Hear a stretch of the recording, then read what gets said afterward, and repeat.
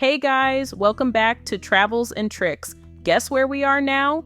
Geneva, Switzerland. As part of our 15-day European adventure, we just left Paris by train and arrived in this stunning city. Geneva is home to the iconic Jet d'Eau, one of the tallest fountains in the world. Let's dive right into exploring this beautiful city.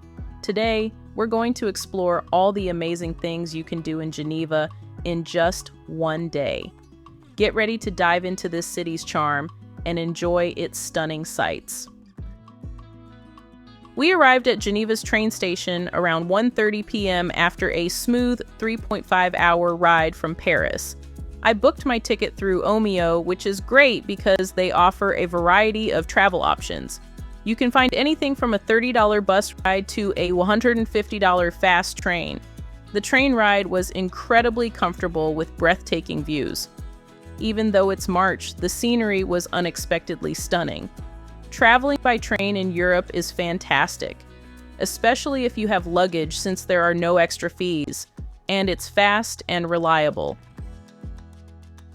When we arrived at the Geneva train station, I was impressed by how clean and well-organized it was compared to Paris. From the station, it's just a quick 7-minute walk to our hotel. We're staying at Hôtel Central, which is perfectly located in downtown Geneva. It's in a shopping district and close to the beach, with easy access to places like City Center Shopping Area and English Garden Park.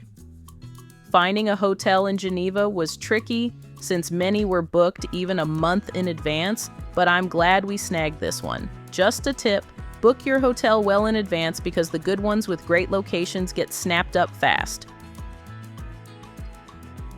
The average price for 2 people at Hôtel Central is around $120, and for 3 people it's around $250.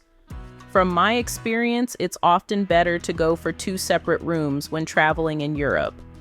Prices tend to go up significantly after 2 people, so booking separate rooms can be more cost-effective.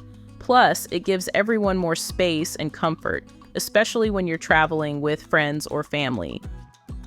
Now let me give you a quick tour of our room.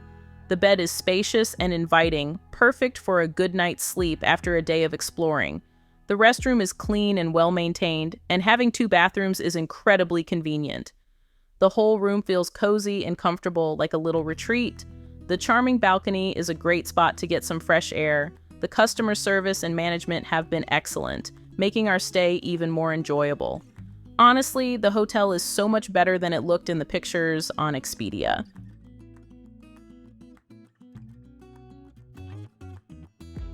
After some rest, we headed out to explore the city. Geneva can be quite expensive, so it's easy to overspend if you don't plan ahead. That's why I decided to explore the city on foot and focus on free attractions today. Sometimes it's better to just walk around and soak in the vibe rather than rushing from one spot to another. I knew I'd be back to this beautiful city, so I took it easy, but still managed to do a lot without spending much. First, we're going to take a stroll around Lake Geneva. Another great option is to hop on one of the charming yellow boats that are part of the public transportation system, and very affordable. Our hotel provided us with a free transport card, which is super convenient. This card gives you access to all public transport within the canton of Geneva, including buses, trams, shuttle boats, and trains. You can take these boats as many times as you want with this card. Once you're on the other side of the lake, you can walk around and see the Jet d'Eau up close. The promenade along the lake is lovely, lined with beautiful hotels and various activities. One of my favorite spots we visited next was the flower clock, l'horloge Fleurie. It's a beautiful and unique attraction in Geneva, combining the city's love for nature and precision. The clock is made entirely of flowers and plants, and it changes with the seasons. It's a great spot for photos and a must-see when you're in the city. As we continued our walk along the lake, we headed to the Old Town, which is charming with its narrow streets and historical buildings. One of our stops was St. Pierre Cathedral, where you can climb up for a panoramic view of the city. The entrance fee is around 7 francs for adults. I had seen pictures before, and the view from the top is absolutely worth it. Unfortunately, when I arrived around 6 p.m., it was closed, so make sure to check the opening hours when you plan your visit. Despite this, I still enjoyed walking around the area, which was very unique and fantastic, with its cobblestone streets and medieval architecture creating a truly historic atmosphere. Next, we made our way back to the city center and visited the Jet d'eau up close. This iconic fountain is a must-see and makes for some great photos. It's one of the most recognizable landmarks in Geneva and truly spectacular to see in person.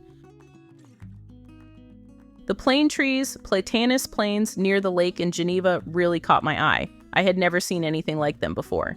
Even in March, without their full summer leaves, they looked so impressive and full of character.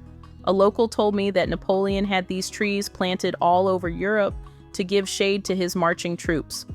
I can just imagine how amazing it must be to walk under their leafy canopy during the hot summer months, feeling the cool shade and thinking about all the history these trees have witnessed. For a sweet treat, we enjoyed some chocolate ice cream at a popular spot for locals. It's a great place to relax by the water, grab a bite to eat, and enjoy the lively atmosphere. Remember to bring cash, as some places here are cash only. We also had the chance to try a famous Geneva specialty, cheese fondue. This classic dish, made with a blend of Swiss cheeses, white wine, and garlic, is a must-try when you're in the city. Dipping pieces of bread into the warm, melted cheese was a delightful experience. At night, we continued to walk around the city and really savored each moment. Geneva is very safe and you feel very comfortable here. The vibe is relaxed, yet sophisticated, with a blend of historic charm and modern luxury. Our next planned destination was Carouge, a lovely neighborhood with a Mediterranean feel. You can get there by tram as well. Carouge has fantastic restaurants, shops, and a vibrant atmosphere, making it a great place to explore. But since we spent a lot of time near the lake and it got late, we decided to skip it this time. It's definitely on my list for the next visit. Geneva is such a stunning city with countless unique attractions. If you have 2 days here, you'll have plenty of time to explore the most iconic parts of this luxurious and distinctive place. One place that the locals recommended to us was Château de Chillon. It's a beautiful medieval castle that's a bit farther away, but trust me, it's worth the trip. Located on the shores of Lake Geneva, it's an ideal destination when you have more time to explore the area. After all the fun we had, we headed back to our hotel to rest.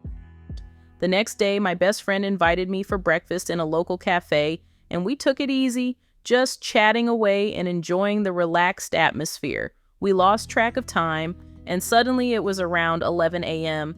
We had to rush back to the hotel to grab our backpacks and head to Geneva Station to continue our journey through Europe. We were a bit late, all because we were having such a good time chatting. I hope you enjoyed our day in Geneva.